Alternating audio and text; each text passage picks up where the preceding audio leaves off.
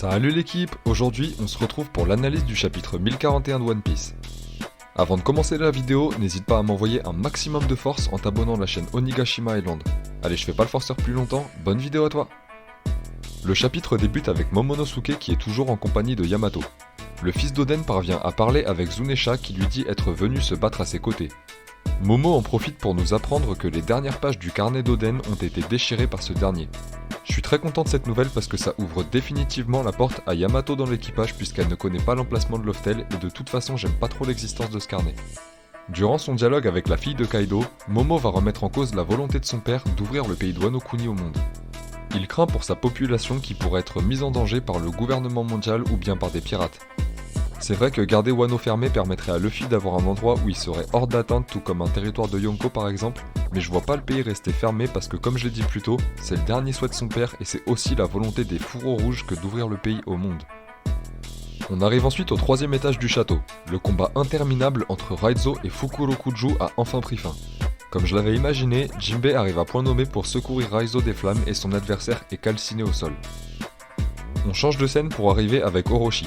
Il est énervé par le retard de Fukurokuju et il se demande si son allié n'aurait pas fui de l'île sans l'attendre.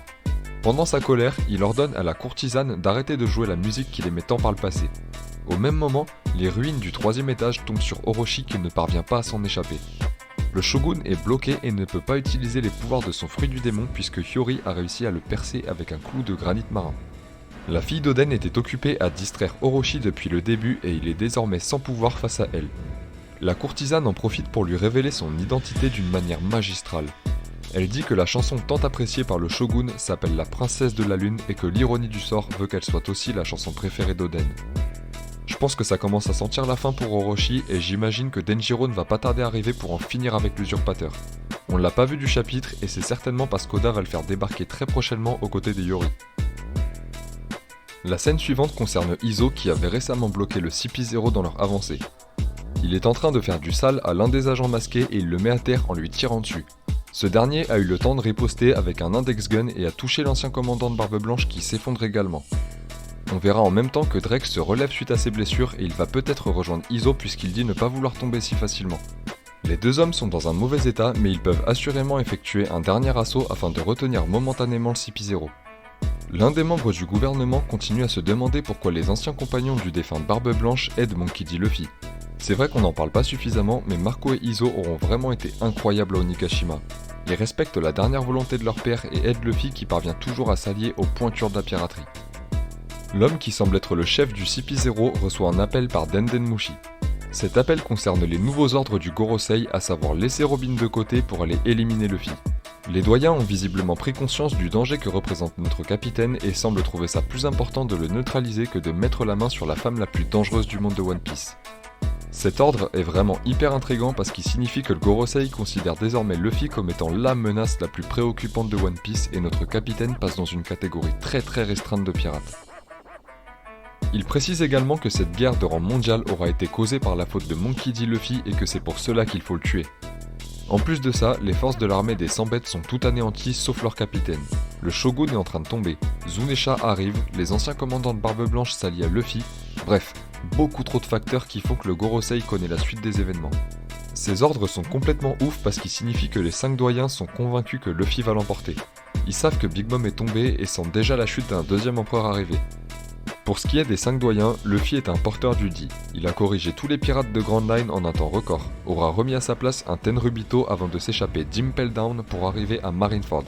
Il fut entraîné par le second de Goldie Roger pendant 3 années, puis sera revenu sur le Nouveau Monde pour plier tout ce qui croise sa route en à peine une année. Maintenant, il déclenche une guerre et possède des alliés de taille tels que les commandants de Barbe Blanche ainsi que les Supernovas. Ce gamin a tout explosé sur son chemin. Par sa faute, 2 empereurs vont tomber et il va bouleverser l'équilibre mis en place depuis 50 ans avec le système des Yonko. En plus de ça, le CP0 a observé toute la guerre et les Mugiwara ont été omniprésents. Ils ont pas fait tous les Tobiropo en 2-2 avant de se faire les calamités et ils ont tous contribué au renversement de situation durant la bataille. Bref, entre les Supernovas et les Mugiwara, le gouvernement mondial ne peut qu'observer les conséquences des paroles de Roger il y a 20 ans. Allez, on arrête de s'emballer, Luffy n'a pas encore gagné et on passe à la scène suivante qui nous donne des nouvelles de nos alliés. Usopp est toujours aux côtés de Kinemon et Kiku qui sont KO mais il a rejoint Marco qui est occupé à soigner tout le monde. Nekomamushi a rejoint Carrot et Wanda à l'intérieur du dôme. Zoro est toujours en pleine chute, mais Franky le rattrape in extremis en étirant son bras. Nami est avec Zeus, elle ressent la défaite de Big Mom et Zeus confirme son envie de rester avec Nami, donc le power-up est validax. Rapide détour avec Kid et Law qui sont anéantis et c'est bien normal suite à un affrontement face à Big Mom. Ils sont avec leurs équipages qui vont s'occuper de les soigner et discutent de la suite des événements. Kid propose à l'autre de remettre ça en allant aider Luffy, mais le chirurgien de la mort le calme en lui disant qu'il n'y a pas moyen. Ils sont en effet dans un sale état et comme le dit Law, ça changerait rien à l'issue du combat puisqu'ils sont pas en capacité de faire face à Kaido. La dernière scène nous emmène justement du côté de Kaido contre Luffy. Ils sont toujours en plein combat de Haki des rois et l'empereur prend un petit moment pour parler à notre capitaine. Il lui fait remarquer que les deux gamins ont réussi à vaincre Big Mom et cette nouvelle enchante Luffy. Kaido n'est pas démotivé mais il se remémore sa rencontre avec Big Mom. Oda nous offre ici un mini flashback super intéressant. On y observe une Big Mom qui a la vingtaine et elle fait partie des Rocks. Lindin s'adresse à Kaido en lui demandant si c'est sa première dans l'équipage des Rocks et elle en profite pour dire au jeune Kaido âgé de 15 ans que le capitaine de cet équipage n'est pas digne de confiance. Cette phrase confirme ce qu'on pensait, à savoir que c'était vraiment l'anarchie dans cet équipage et que tous ces monstres en puissance agissaient tous dans leur propre intérêt. Au-delà de cette information, les deux empereurs semblent avoir tissé des liens puisque je pense qu'ils s'appréciaient vraiment dans le fond. On repasse au présent. Kaido est touché par la défaite de Big Mom et Luffy va profiter de cette perturbation pour lancer une offensive. Il va nous offrir son Snakeman pour la seconde fois de l'œuvre et va envoyer une nouvelle attaque, le Gomu Gomu no Hydra. Luffy enchaîne Kaido avec des jet culvering enduits de Haki des rois. L'empereur ne comprend même pas d'où viennent les coups et il risque de mettre du temps à capter. A l'époque, Katakuri avait réussi à comprendre en lisant dans le futur, mais Kaido n'est pas doté d'une telle capacité et le Snakeman va probablement le mettre en difficulté.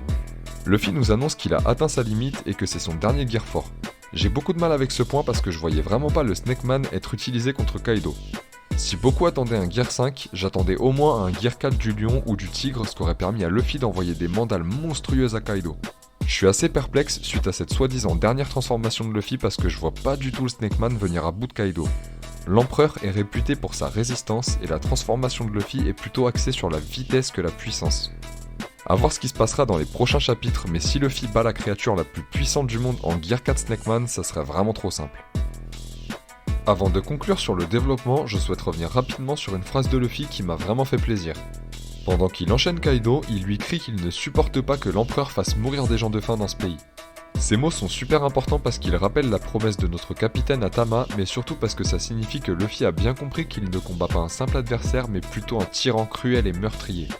Cette phrase symbolise beaucoup et annonce à demi-mot la mort de Kaido puisque ce dernier ne survivra pas à la rage de Luffy.